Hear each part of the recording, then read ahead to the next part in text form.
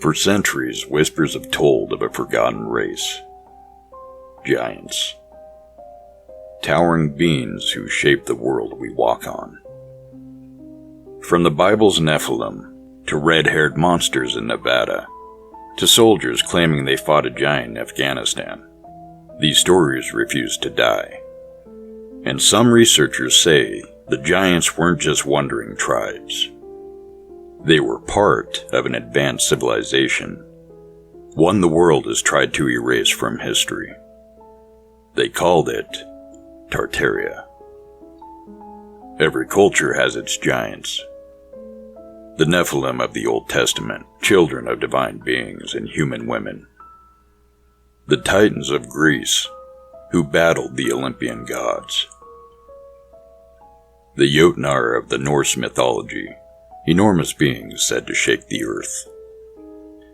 The Paiute legend of the Sitka, red-haired cannibal giants destroyed in Nevada. Separated by oceans, languages, and centuries, yet all telling the same story. Did they all imagine the same thing, or were they all remembering the same truth? In the 1800s, the discoveries began.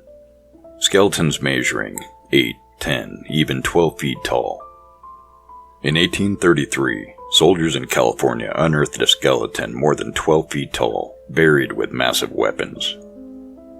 In 1877 in Eureka, Nevada, miners uncovered an 8-foot mummified giant, red hair still intact. And across the Midwest, mound builders' graves were said to contain giant skeletons, some with double-row teeth. Newspapers reported it, locals saw it, then the Smithsonian stepped in.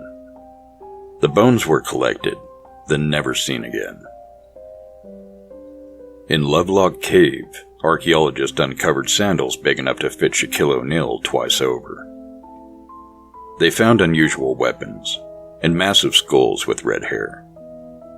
Artifacts were taken, bones disappeared, and the cave was sealed.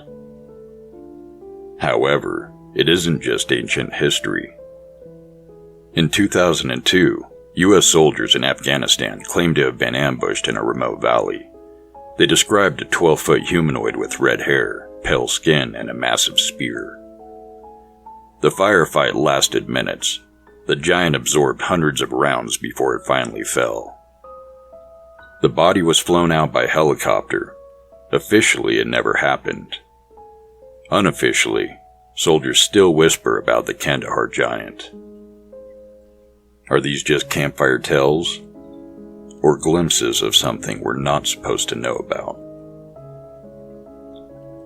Now here's where the story gets bigger. Some researchers claim giants weren't just isolated beings, they were builders, and their empire was called Tartaria. Look at the 18th and 19th century maps. A massive kingdom called Tartaria, spanning Siberia, Central Asia, and parts of Europe. Today, historians dismiss it as a cartographic mistake, but the theory says otherwise. Star forts scattered across the world, too massive and precise for primitive tools. Megalithic structures like Baalbek stone blocks, weighing hundreds of tons. The World's Fairs of the 1800s were enormous Greco-Roman temporary buildings, appeared overnight, and were supposedly demolished afterwards. Some believe these weren't built by modern hands at all, but inherited remnants of a giant civilization. And then, a reset. The mud flood theory suggests a global cataclysm buried Tartaria cities under layers of mud, erasing its giants and its empire from history. So why erase giants? Why bury Tartaria? Some say giants break the timeline of evolution. Others claim their existence points to forbidden knowledge, advanced technologies, even fallen angels. And if Tartaria was real, if an empire of giants once ruled the earth, then it means everything we know of human history is wrong. Were giants real? Were they monsters, builders, or fallen gods? Maybe they were wiped out by tribes who feared them. Maybe they were buried by cataclysm. Or maybe they were erased by those who decide what version of history we're allowed to know. Giants.